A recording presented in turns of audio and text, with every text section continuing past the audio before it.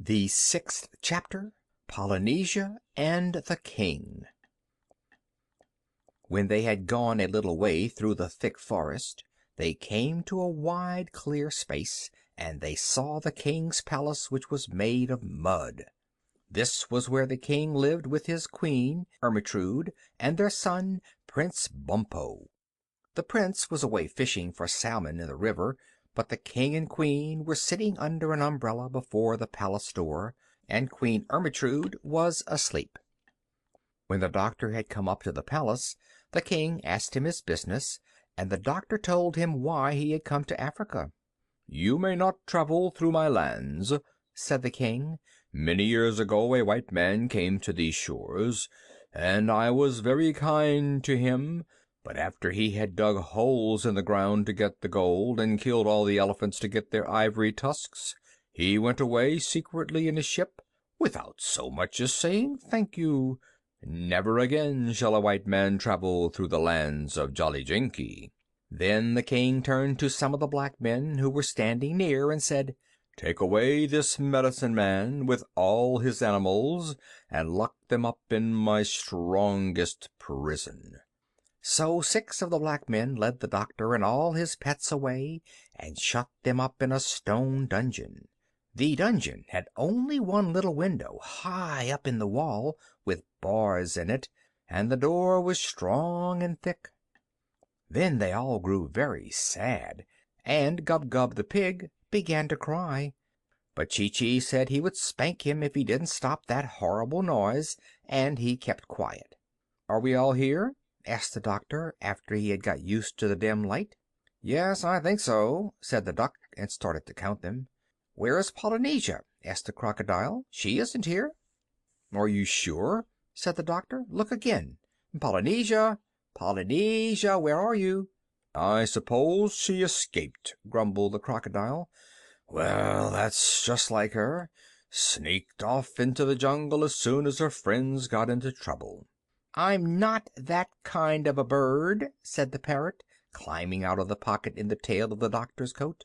"You see, I'm small enough to get through the bars of that window, and I was afraid they would put me in a cage instead. So while the king was busy talking, I hid in the doctor's pocket, and here I am. That's what you call a ruse," she said, smoothing down her feathers with her beak. "Good gracious!" cried the doctor. "You're lucky I didn't sit on you." "Now listen," said Polynesia. "Tonight, as soon as it gets dark, I am going to creep through the bars of that window and fly over to the palace, and then, you'll see, I'll soon find a way to make the king let us all out of prison." "Oh, what can you do?" said Gub-Gub, turning up his nose and beginning to cry again. "You're only a bird." "Quite true," said the parrot. "But do not forget that although I am only a bird, I can talk like a man, and I know these people." So that night, when the moon was shining through the palm trees and all the king's men were asleep, the parrot slipped out through the bars of the prison and flew across to the palace.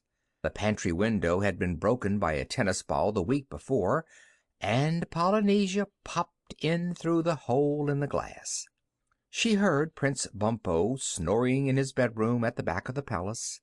Then she tiptoed up the stairs till she came to the king's bedroom. She opened the door gently and peeped in. The queen was away at a dance that night at her cousin's, but the king was in bed, fast asleep. Polynesia crept in very softly and got under the bed. Then she coughed, just the way Dr. Dolittle used to cough. Polynesia could mimic anyone. The king opened his eyes and said sleepily, "Is that you, Ermentrude?" He thought it was the queen come back from the dance. Then the parrot coughed again, loud like a man, and the king sat up wide awake and said, "Who's that?" "I am Dr. Dolittle," said the parrot, just the way the doctor would have said it. "What are you doing in my bedroom?" cried the king. "How dare you get out of prison? Where are you? I don't see you." But the parrot just laughed, a long, deep, jolly laugh like the doctor's. "Stop laughing and come here at once so I can see you," said the king. "Foolish king," answered Polynesia, "have you forgotten that you are talking to John Dolittle, M.D., the most wonderful man on earth? Of course you cannot see me. I have made myself invisible. There is nothing I cannot do. Now listen. I have come here tonight to warn you. If you don't let me and my animals travel through your kingdom, I will make you and all your people sick like the monkeys. For I can make people well, and I can make people ill, just by raising my little finger. Send your soldiers at once to open the dungeon door, or you shall have mumps before the morning sun has risen on the hills of Jolly Jinky." Then the king began to tremble and was very much afraid. "Doctor," he cried, "it shall be as you say. Do not raise your little finger, please." And he jumped out of bed and ran to tell the soldiers to open the prison door. As soon as he was gone, Polynesia crept downstairs and left the palace by the pantry window. But the queen, who was just letting herself in at the back door with a latchkey, saw the parrot getting out through the broken glass, and when the king came back to bed she told him what she had seen.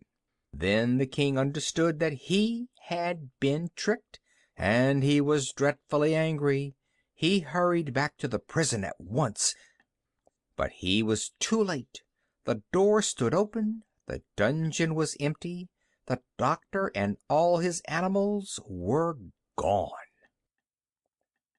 End of chapter 6.